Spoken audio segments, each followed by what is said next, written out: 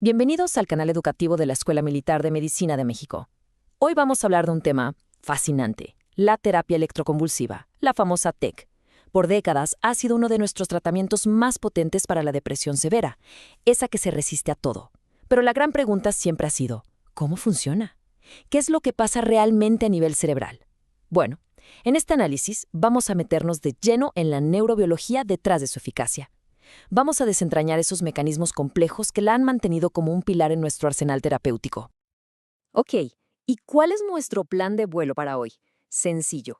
Primero, vamos a poner la TEC en perspectiva, viendo su eficacia clínica frente a otras terapias. De ahí nos vamos a sumergir de lleno en la neurobiología. Hablaremos de neurotransmisores, de neuroplasticidad y hasta de sus efectos en el sistema inmune. Y para cerrar, vamos a juntar todas estas piezas del rompecabezas para entender qué implicaciones tiene todo esto en nuestra práctica clínica diaria. Vamos a empezar por lo básico, por su posicionamiento clínico. Miren, a pesar de que han pasado décadas y tenemos un arsenal farmacológico cada vez más grande, la terapia electroconvulsiva, la TEC, sigue siendo, y esto es clave, el estándar de oro. ¿Para qué? Para la depresión resistente a tratamiento, la severa. Sobre todo en esos cuadros complicadísimos con características psicóticas, con catatonia o, y esto es fundamental, con un riesgo suicida inminente. En esos casos, la rapidez de la respuesta no es un lujo, es una necesidad crítica.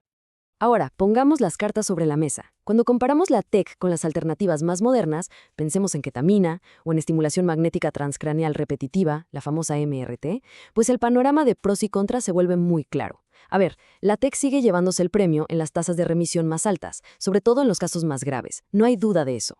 Pero, y siempre hay un pero, su gran desventaja es la necesidad de anestesia y, claro, el riesgo de los efectos cognitivos. Por otro lado, la ketamina es rapidísima, sí, pero sus beneficios suelen ser muy breves. Y la MRT, bueno, es la menos invasiva de todas, pero también hay que decirlo, es la menos potente cuando nos enfrentamos a cuadros realmente complejos. Pero la ciencia no se detiene, ¿verdad? Y los ensayos clínicos aleatorizados más recientes nos dan una visión mucho más matizada. Veamos dos ejemplos clave. Por un lado, el estudio KET-ECT confirmó lo que ya sospechábamos, la superioridad de la TEC en tasas de remisión. Hablamos de un 63% frente a un 46% de la ketamina. Es una diferencia significativa. Pero luego llega el ensayo ELECT-D y nos dice, esperen un momento. Aquí encontraron que la ketamina no era inferior a la TEC en la reducción de síntomas, con tasas de respuesta del 55% y 41%. Y, ojo con esto, con una recuperación cognitiva más rápida. Entonces, ¿qué significa todo esto? Que el diablo está en los detalles, en la selección del paciente. La TEC parece ser la reina en pacientes hospitalizados con síntomas muy severos, pero la ketamina podría tener su lugar de oro en pacientes ambulatorios sin psicosis. La decisión es cada vez más fina. Ok, ya vimos el qué. Ahora vamos al cómo. ¿Qué es lo que realmente sucede en el cerebro durante una sesión de TEC? Y les adelanto, su acción va muchísimo más allá de la vieja hipótesis monoaminérgica de solo ajustar serotonina o dopamina. No. Estamos hablando de una modulación increíblemente compleja de los sistemas de neurotransmisión más fundamentales, de ese delicado y crucial equilibrio entre el glutamato, el gran excitador, y el GABA, el gran inhibidor.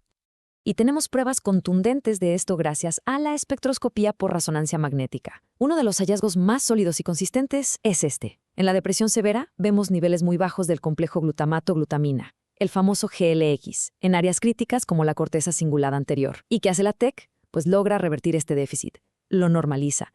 Y lo más fascinante es que esta normalización se correlaciona directamente con la mejoría clínica del paciente. En esencia, lo que está haciendo es recalibrar todo el sistema glutamato-GABA, potenciar la neurotransmisión GABAérgica, y esto es la base de su efecto anticonvulsivo y, por supuesto, de su potente efecto estabilizador del ánimo.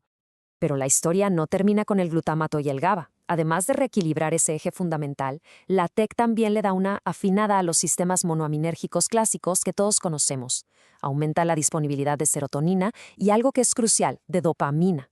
¿Y cómo lo hace? Bueno, en parte, reduce la densidad de receptores postsinápticos como el 5-HT2 y también disminuye la recaptura de dopamina allá en el cuerpo estriado.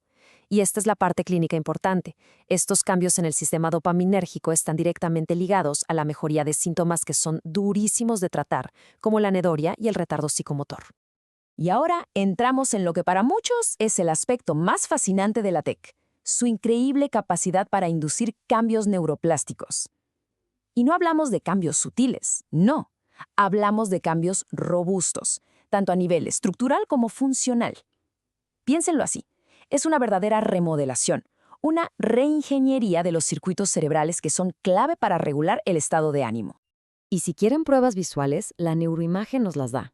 Uno de los hallazgos más sólidos es un aumento visible, medible, del volumen del hipocampo y de la amígdala después de un curso completo de TEC. Y no es un estudio aislado, múltiples metaanálisis lo confirman. Quiero insistir en esto, no es un cambio sutil, es un marcador macroscópico de que el cerebro se está, literalmente, reestructurando físicamente. Este nivel de neuroplasticidad con esta magnitud simplemente no lo vemos con otras terapias como la EMDR.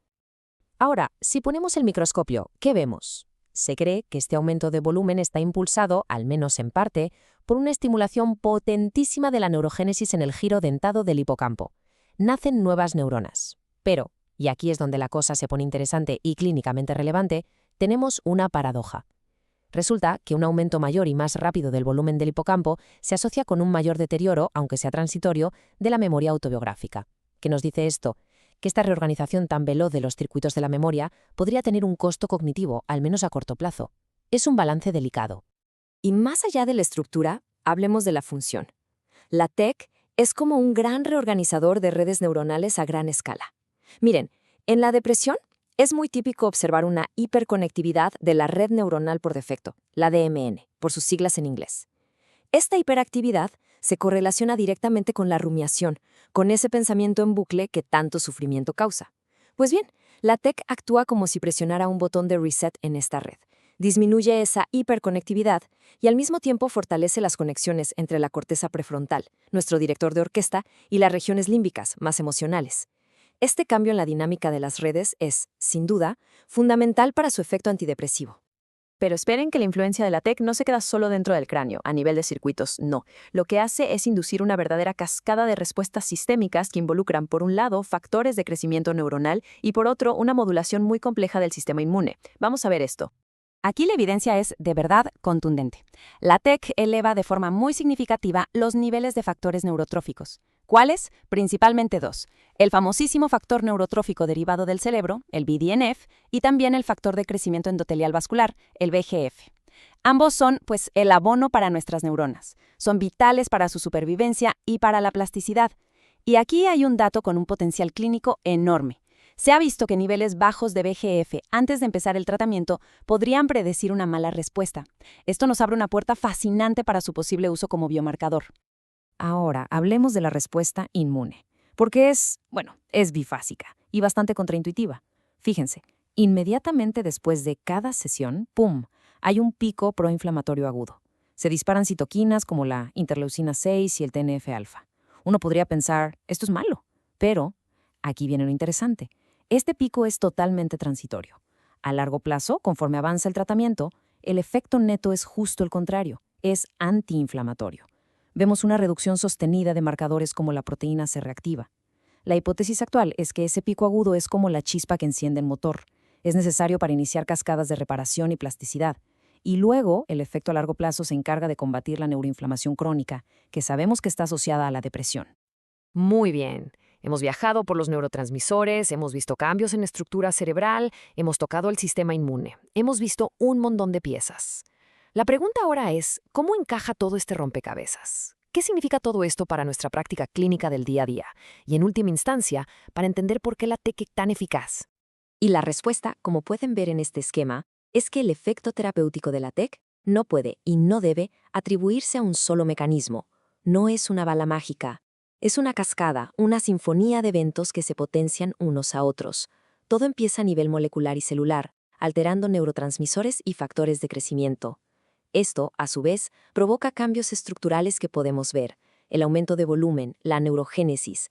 Y finalmente, todos estos cambios físicos se traducen en lo que realmente importa para el paciente, una reorganización funcional de las redes neuronales. Es precisamente esta sinergia, esta acción a múltiples niveles, lo que explica su potente y a veces casi milagroso efecto clínico. Perfecto. Entonces, para llevarnos a casa, ¿cuáles son los mensajes clave? Vamos a resumirlo en 4 puntos. Primero, la eficacia de la TEC no es un truco simple, es el resultado de una cascada de cambios neuroplásticos robustos y multifactoriales. Segundo, ojo a los marcadores inflamatorios basales. La IL-6, el VGS, están emergiendo como biomarcadores que podrían, en un futuro, predecir la respuesta clínica. Tercero, y esto es pragmatismo clínico puro, la memoria autobiográfica. Hay que monitorizarla activamente. Su pérdida, aunque sea transitoria, es un riesgo real y debemos gestionarlo. Y cuarto, la mejoría clínica que vemos no es etérea, está anclada a una reorganización tangible de redes cerebrales a gran escala. Y todo este conocimiento nos deja flotando una pregunta fundamental, una pregunta que definirá el futuro de esta terapia. ¿Cómo podemos usar todo lo que sabemos de estos mecanismos para, finalmente, personalizar la TEC? Imaginen un futuro donde podamos usar biomarcadores para titular la dosis de estimulación, o guiar la colocación de los electrodos con neuroimagen funcional en tiempo real. Un futuro donde podamos seleccionar, con mucha mayor precisión, a los pacientes que de verdad se van a beneficiar de esta intervención tan potente. El objetivo es claro: maximizar su increíble eficacia y minimizar, hasta donde sea posible, sus riesgos. Toda esta revisión, por supuesto, se ha basado en la literatura científica que pueden consultar en pantalla. Este video fue producido por el general de brigada médico cirujano Humberto Carrasco Vargas. Muchas gracias por su atención.